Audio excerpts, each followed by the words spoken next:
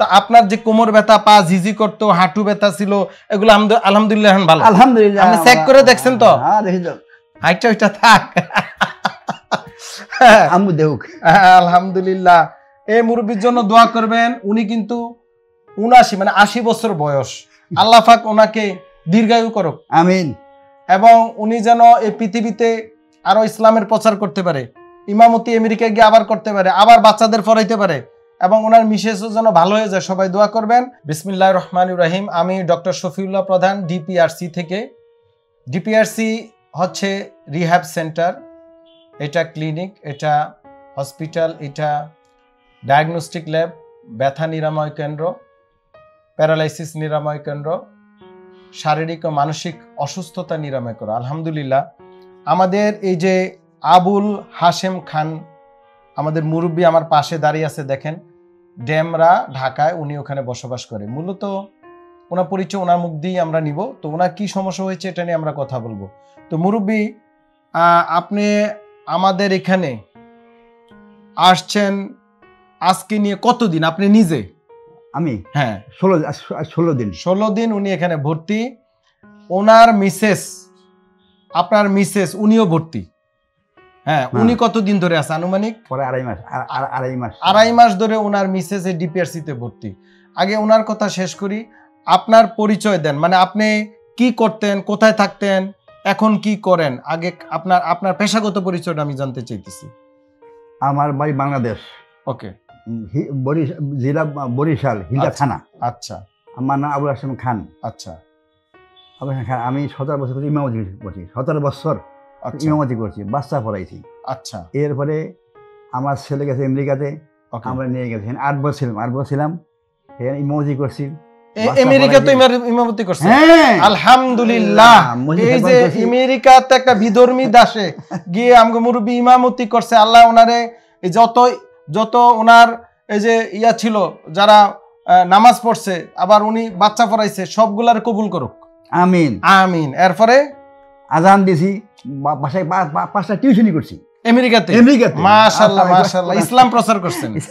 আলহামদুলিল্লাহ। জি। তারপরে রমজানের কিছু আগে আইছি দেশে। আচ্ছা। আমার প্রায় 16 দিন আমার হাঁটু বাঁচা ছিল। আচ্ছা। পায়ে বাঁচা ছিল। পায়ে জিম ছিল। আচ্ছা। আমি এরকম দাইতে পারতাম না। আল্লাহ দিলে আমি পুরো সুস্থ। আল্লাহ দিলে এখন হাঁটতে পারেন। আল্লাহ আমার সুস্থ করছে। একটু হাঁটতে দেন তো, মানুষ তো আবার মনে করবে যে নারে তাকবীর। আলহামদুলিল্লাহ। নারে তাকবীর। আয়ের নারে তাকবীর। কাম হইছে আয়ের। আসেন। তা আপনি মোটামুটি হাঁটতে পারেন, আলহামদুলিল্লাহ। এখন আপনার যে মিসেস ভর্তি আছে, আপনার স্ত্রী, ওনার অবস্থা কি আগের চেয়ে? আগের অবস্থায় কিছুটা দেখা যায়, উন্নতি দেখা যায়। আচ্ছা। আমগায়ন তো যখন আনছিলেন আমেরিকা তো ছিল উনিও, তো ওইখানে চিকিৎসা হয় না?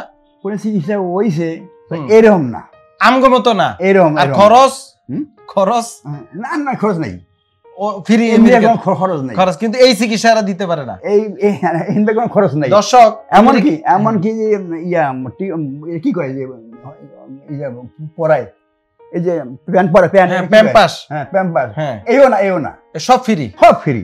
দর্শক, আমেরিকা একটা উন্নত রাষ্ট্র যেখানে রোগীদের সকল চিকিৎসা ফ্রি।